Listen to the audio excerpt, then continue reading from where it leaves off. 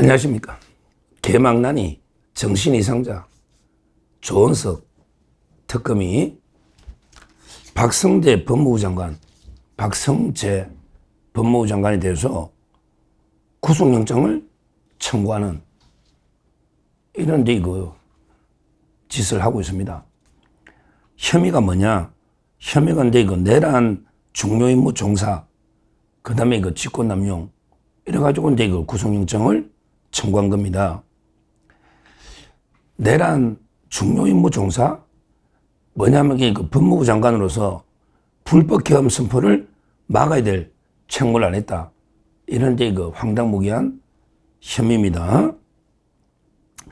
그리고 또 어떤 혐의냐? 그러니까 국무위원으로서 계엄을 막아야 될 책무를 안 했다. 부작위 안 막았다 이 말이죠. 어떻게 막아요? 계엄이 대통령이 고유권한인데 그 자체가 말이 안 되는 이야기죠. 막을 수가 없잖아요. 국무회의는 심의기관입니다. 대통령이 거기 의견에 따라야 되는 것도 아니고 의결기관이 아니다. 단순하게 심의기관입니다. 그 말도 안 되는 혐의를 첫째 적용했고요. 그 다음에 두 번째는 혐의가 또 뭐냐? 바로 계엄 당일날 법무부의 실장, 국장들 회의를 소집해서 그때 합동수사본부 검사 파견 검토를 시켰다. 이게 범죄라는 거예요. 아니, 국가 원수가 통치권자가 계엄을 선포하면요. 거기에 다 매뉴얼이 있거든요.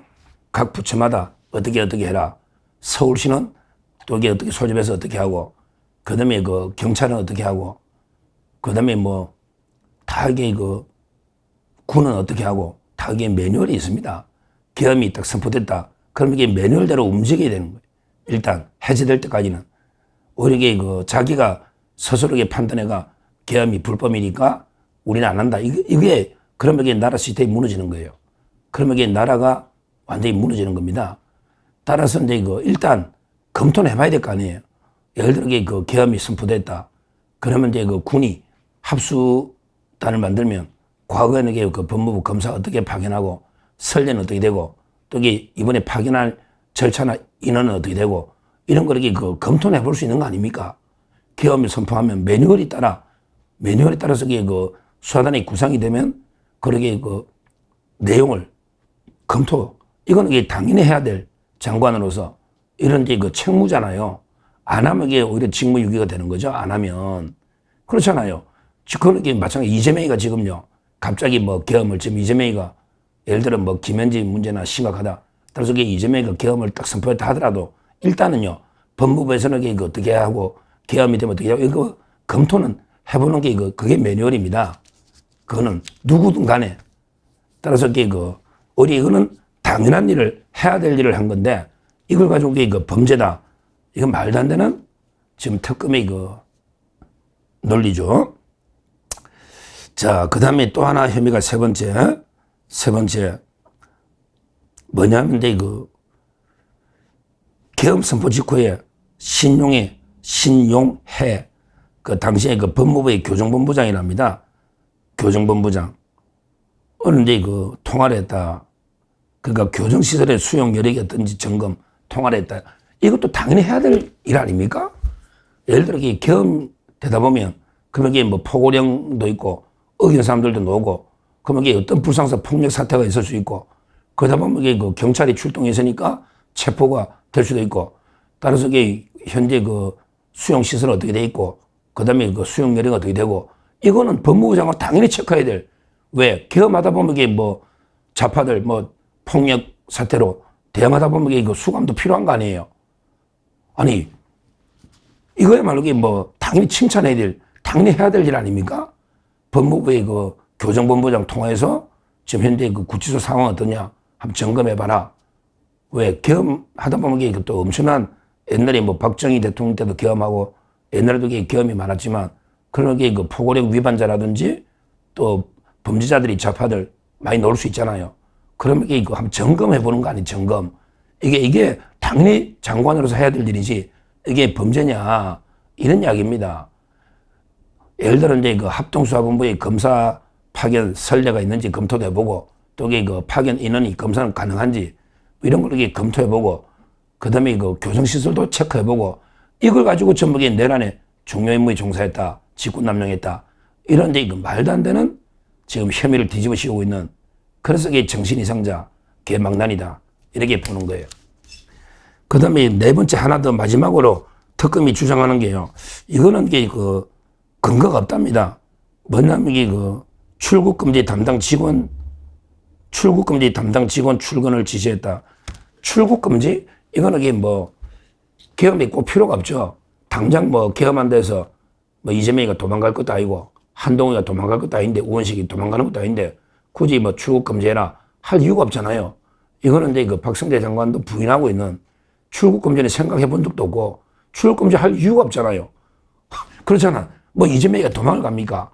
우원식이나 한동훈이가 도망가는 것도 아닌데 굳이 출국금지를 뭐 지시하거나 검토할 하등의 이유가 없다. 이거는 그 박성재 장관도 부인하고 있는 이런 데 혐의고 앞에 거는 이제 그 당연히 장관으로서 해야 될 조치다. 이런 이야기입니다. 결론적으로요. 혐의 자체가 황당무계하고 터무니없는 이런 데 그 혐의고요. 이건 아마 이제 그 박성재 장관에 대한 저는 정치 보복 숙청이다. 옛날에 그 박성재 장관이 그 이재명이 민주당 딱 째려본 적 기억나시죠?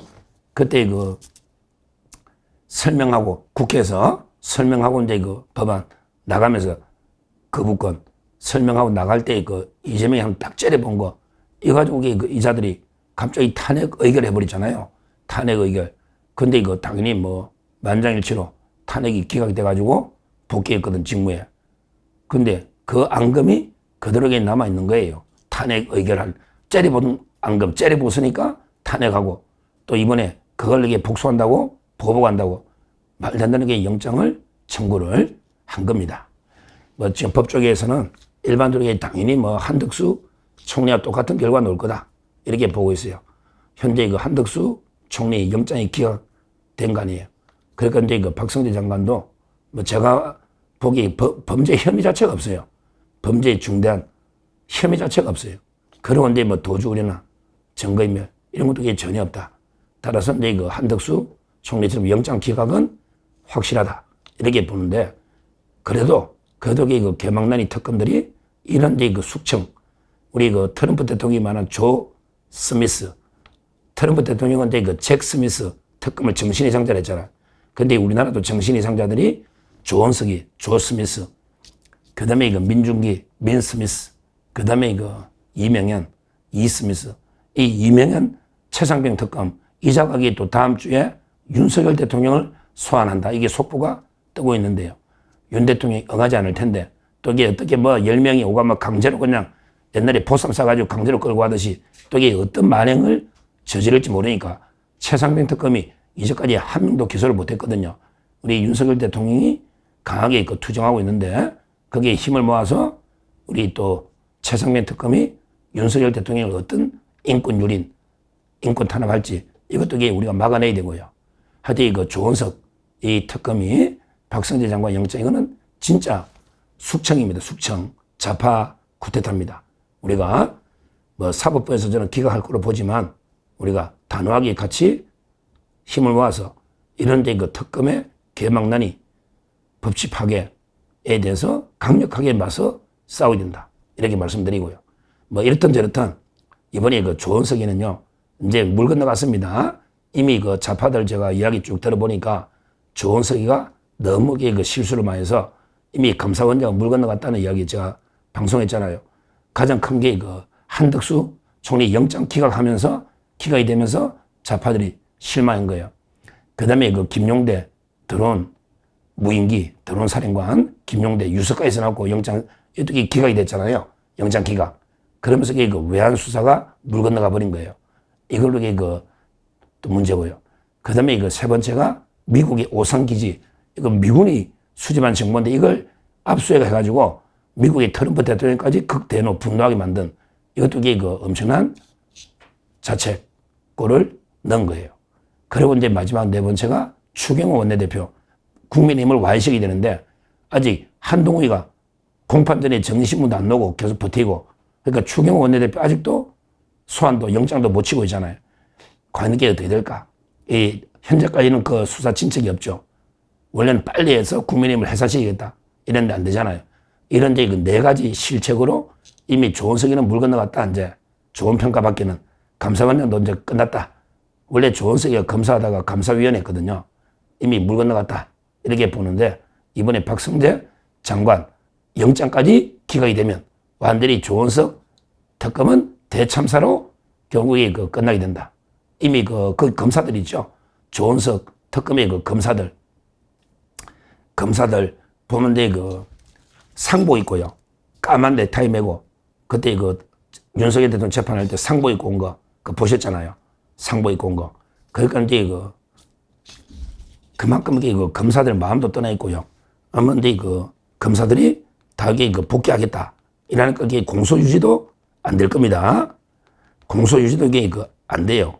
그만큼 이게 그 심각한 상황이다. 이렇게 그 보고요. 조원석 특검이.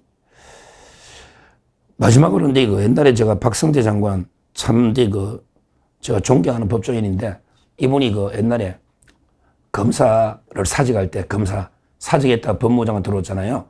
그때 그 후배들한테 그 시를 하나 썼다. 제가 그 시를 몇 번 소개했지 않습니까? 그 시를 마지막으로 다시 한번 소개를 합니다.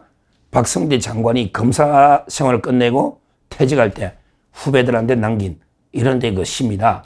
나태주 시인의 그 시인데요. 박성재 장관이 이렇게 했습니다. 시를 제가 다시 한번 소개하면 마당을 쓸었습니다. 지구 한 모퉁이가 깨끗해졌습니다. 꽃 한 송이 피었습니다. 지구 한 모퉁이가 아름다워졌습니다. 마음속에 시 하나 싹 텄습니다. 지구 한 모퉁이가 밝아졌습니다. 나는 지금 그대를 사랑합니다. 지구 한 모퉁이가 더욱 깨끗해지고 아름다워졌습니다. 이런 이제 그 시입니다. 박성재 장관 참 이게 요즘 탄압 많이 받고 그 탄핵 때부터 수사까지 엄청난 그 탄압 받고 있는데요. 그러게 그 다 권불 10년이 아니고 요즘 권불 3년, 권불 1년도 못 갑니다. 반드시 이게 반전이 옵니다. 다 이게 그 인생도 새옹짐하고 되게 정치가 새옹짐합니다. 또 불행이 되게 나중에 큰 행복이 될 수가 있고 또 행복이 또 불행이 될 수도 있고 돌고 도는 게 그게 그 새옹짐 아닙니까? 하여튼 그 힘내시고 다시 한번 이게 그 마당을 깨끗이 쓰는 이런 데 심정으로 당당하게 실질심사 임해서 기각시키고 오히려 이제 그 이재명 정권과 특검 이런 데 그 쓰레기를 쓸어버리는 이런 역할을 해달라 이렇게 말씀드립니다. 감사합니다.